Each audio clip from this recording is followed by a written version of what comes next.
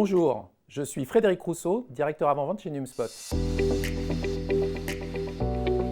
S'interroger sur le modèle économique, c'est avant tout comparer le coût d'acquisition et le prix de location en mode cloud. On voit de nombreux comparatifs, mais ils sont souvent simplistes et ne reflètent pas la réalité. Si le modèle cloud, avec son coût horaire tout inclus, est facilement compréhensible, le modèle d'acquisition nécessite plus de vigilance. Je vous propose de passer en revue quelques éléments clés pour identifier le bon modèle dans votre contexte.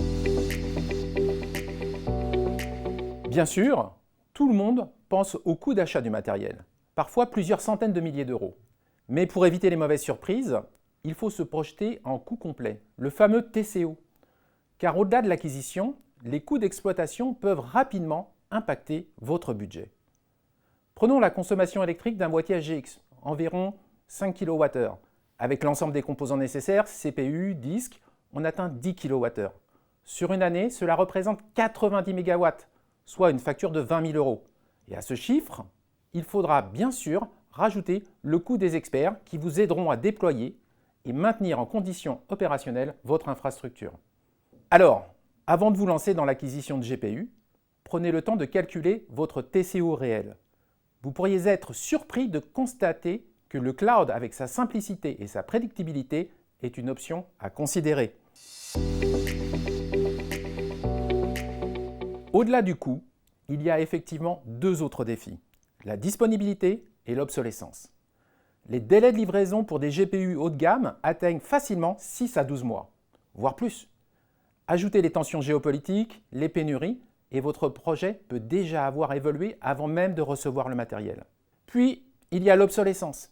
Nvidia sort une nouvelle génération tous les 12 à 18 mois. Le matériel acheté aujourd'hui pour plusieurs centaines de milliers d'euros peut être dépassé en moins de 2 ans.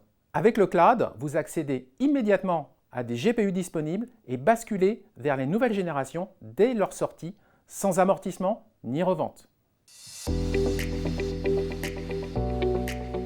Avec les tensions géopolitiques et les impératifs de protection des données, beaucoup se tournent vers des solutions souveraines. C'est légitime.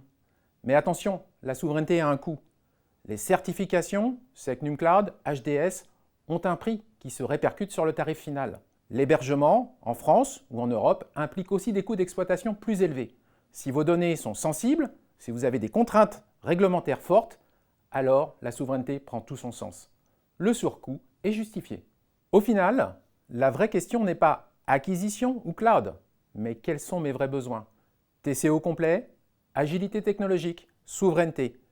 Identifiez vos priorités et le bon modèle s'imposera de lui-même.